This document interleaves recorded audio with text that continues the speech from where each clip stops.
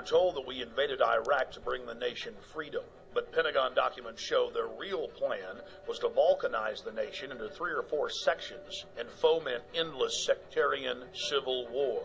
The true objective was to ensure that the nation remained in turmoil as a pretext to build permanent military bases, as well as delivering long-term profits to defense contractors. Think about it. Do defense contractors make more money if they were just in Iraq a year, or now the projected decade?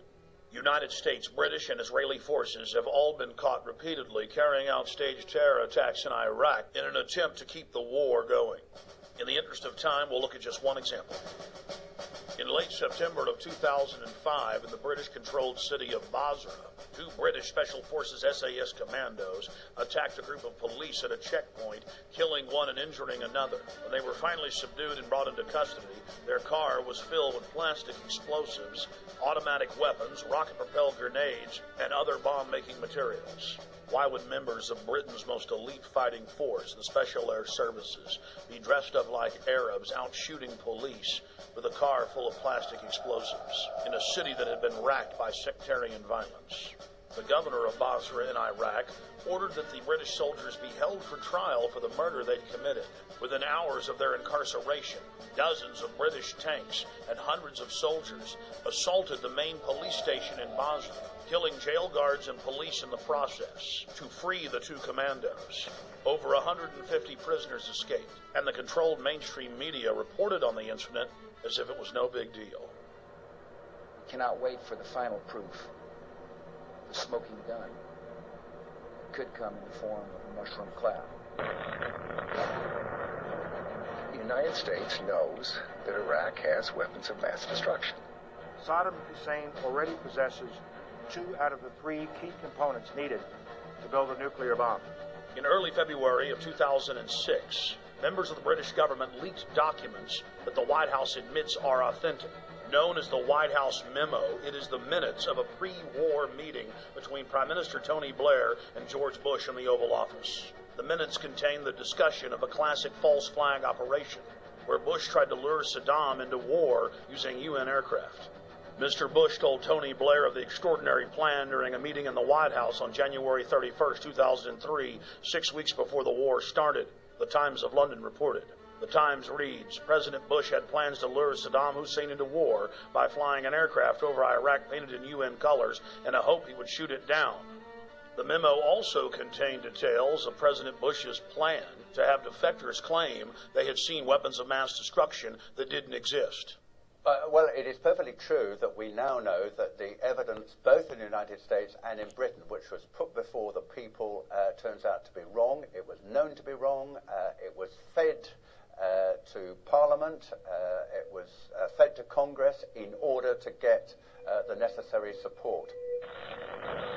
But we don't want the smoking gun to be a mushroom cloud. When Congress threatened to block the reauthorization and expansion of the USA Patriot Act in 2006, President Bush announced that he would still enforce the law even if it was not a law. That, by its definition, is dictatorship. When President Bush was caught secretly paying off reporters and newspapers and television stations across the country to the tune of $1.6 billion in 2 years, the Governmental Accounting Office declared it illegal. Every single action by itself was a felony, and there were tens of thousands of instances. President Bush simply said that he was above the law, and it didn't matter if Congress said it was illegal, he was going to continue the practice. When a leader declares themselves above the law, you are living in an official dictatorship. We have found out from our time in the services that there are certain people in the press who work as agents of influence of the intelligence services. In Britain, it's very easy to reward people with privileges, with contracts, with honours, with appointments to the House of Lords, with knighthoods and so on. So no money has to change hands, but those people know very clearly that they have a job to put out propaganda on behalf of the services. Now, I have no problem, of course, with the services arguing their case in the media, but if they're going to do that, like anybody else, they should declare where they come from and why they're stating that point of view. Fortunately, as a result of our book, Spies, Lies and Whistleblowers, One of the prominent agents of influence, in fact two prominent agents of influence, Dominic Lawson and Con Coughlin, who both work for the Sunday Telegraph, have had to resign. Because, of course, once you're exposed as an agent of influence, you can no longer do that job, because people just simply say, well, he's saying that because he's working to an MI6 brief.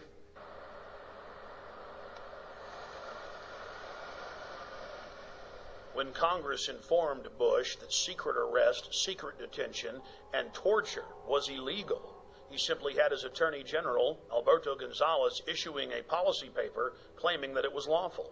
Known as the infamous torture memos, Gonzales said that they would simply stop calling it torture and call it pressure, and that if someone died in custody from torture, that was acceptable.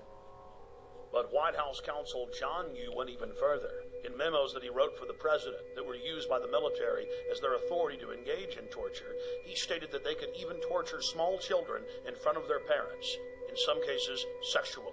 And in another shocking turn, President Bush has taken to signing pieces of legislation that haven't even passed the Congress.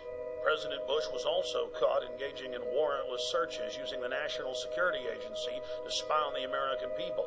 Bush claimed that he had executive authority to ignore any federal law he wished. The 1878 Posse Comitatus law bars the military from engaging in law enforcement activities against the American people. Bush was caught using the Defense Intelligence Agency, a branch of the Pentagon, to spy on peaceful anti-war activists.